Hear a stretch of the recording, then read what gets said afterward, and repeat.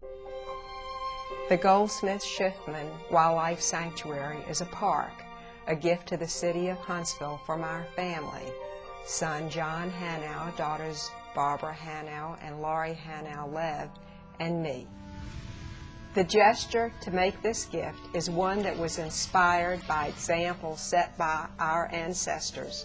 4 generations of Goldsmith and Schiffman families, including their parents, the Bernsteins and Hersteins, who have lived in Huntsville for a century and a half.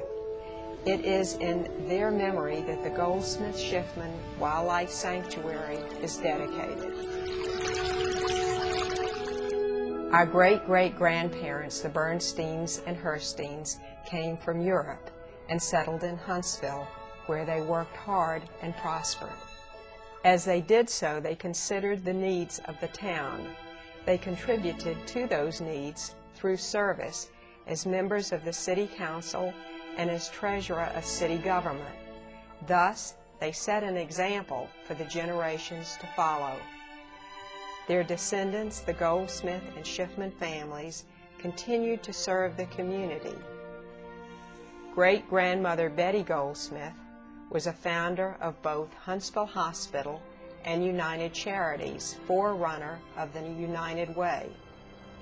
Great-grandfather Isaac Schiffman chaired the building committee for Temple B'nai Shalom, and he provided both a school and a public water system for his native Hofstetten, Germany.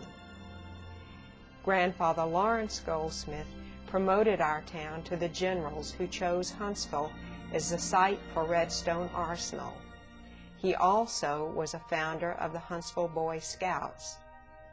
Great-uncle Robert Schiffman assembled land for the state that is today Monte Sano Park.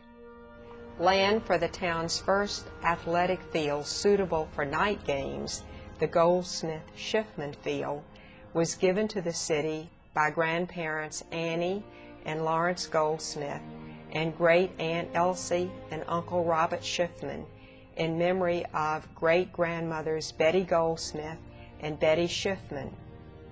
Grandfather Lawrence Goldsmith Sr. and Father Lawrence Goldsmith Jr. gave land to the Big Cove community for a burial ground in memory of grandmother Annie Goldsmith. Mother Jewel has served as a volunteer at Huntsville Hospital for over 50 years.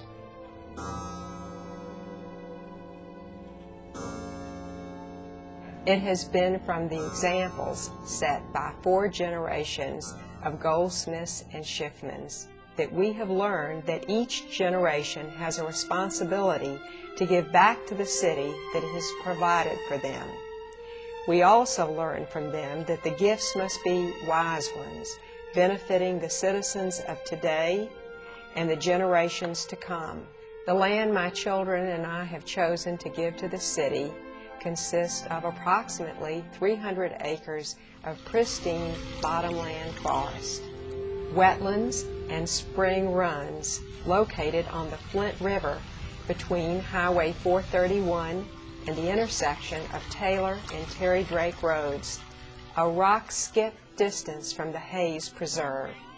Nowhere in the entire Flint River ecosystem is such a complex to be found other than here in the Hayes Preserve.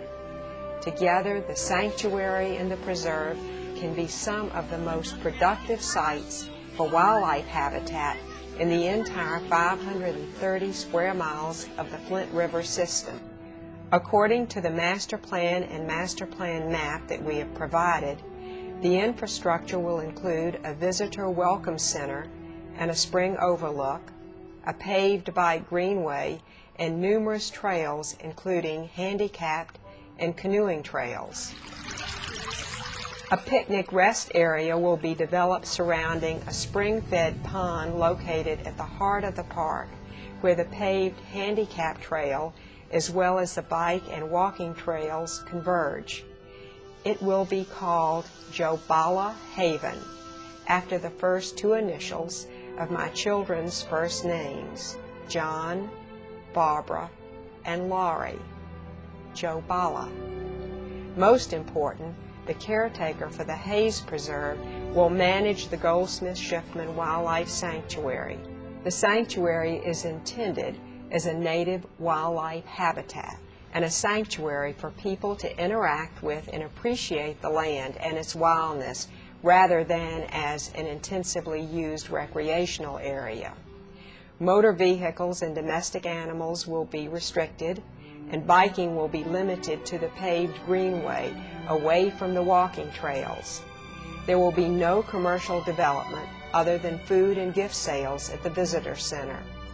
Except for educational overnight trips organized by the caretaker, there will be no camping. With these restrictions, the sanctuary will be unlike any other park in the area, as the wildlife will come first. The sanctuary will be a place suspended in time, yet ever-changing, a refuge for the wildlife that live there.